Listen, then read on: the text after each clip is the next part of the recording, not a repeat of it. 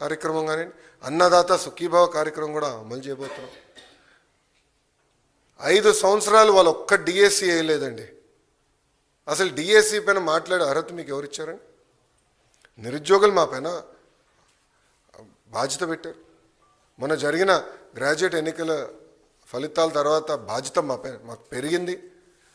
అందుకే మేము చాలా స్పష్టంగా చెప్పా, 1 మ్యాన్ కమిషన్ రిపోర్ట్ వచ్చిన వెంటనే డిఎస్సి ప్రక్రియ ప్రారంభిస్తాం. ఇప్పటికీ టెట్ పూర్తి చేశామని చెప్పి అది కూడా ఈ నెలలోనే చేస్తాను కూడా నేను నిరుద్యోగులకు హామీ ఇచ్చాను. సో ఇట్లా ఇచ్చిన ప్రతి హామీ మేము ఒక పద్ధతి ప్రకారం నిలబెట్టుకుంటుంది కూటమి ప్రభుత్వం. ఇప్పుడన్నా జగన్మోహన్ రెడ్డి గారు వాస్తవాలు తెలుసుకుని ఎందుకు ఆయనకు 11 సీట్లు వచ్చినాయి, కార్యకర్తల దగ్గరికి వెళ్ళి గతంలో ఆయన చేసిన తప్పులు తెలుసుకుంటే బాగుంటుందని ఈ సభాముఖం ఆయన తెలుపుకుంటూ, దయచేసి గౌరవ ఉప ముఖ్యమంత్రి గారి గురించి కానివ్వండి, గౌరవ ముఖ్యమంత్రి గారి గురించి ఆలోచించి మాట్లాడమని నేను కోరుతున్నాను. ఈరోజు ప్రజలు వాళ్ళని గెలిపించారు. ఎవరికి రాని మెజారిటీలతో వాళ్ళు గెలిచి ఒక ముఖ్యమంత్రిగా ఉప ముఖ్యమంత్రిగా ఉన్నారు. వాళ్ళని కించపరిచే విధంగా మటుకు మాడితే మేము సహించాం.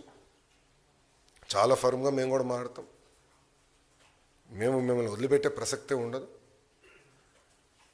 గౌరవం అనేది ఇచ్చిపుచ్చుకోవాలి తప్ప ఏదంటే అది వాగితే మటుకు ప్రభుత్వం ఇక్కడ ఏదో కూర్చుని మేము వింటామనుకుంటే చాలా పొరపాటు పడతారని ఆయన కూడా తెలియజేస్తూ, ఇప్పుడు మీడియా మిత్రులకి అయిన ప్రశ్నలు ఉంటే దానికి సమాధానం చెప్పేదానికి నేను సిద్ధంగా ఉన్నాను.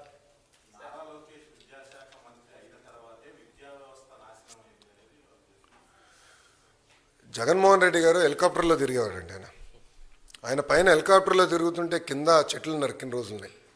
ఆయన హెలికాప్టర్లో తిరుగుతుంటే కింద ట్రాఫిక్ ఆపేసిన రోజులు కూడా ప్రజలు చూశారు. అందుకే వాస్తవాలు ఆయన తెలీదు. గత ప్రభుత్వం 5 సంవత్సరాలు 12 లక్షల మంది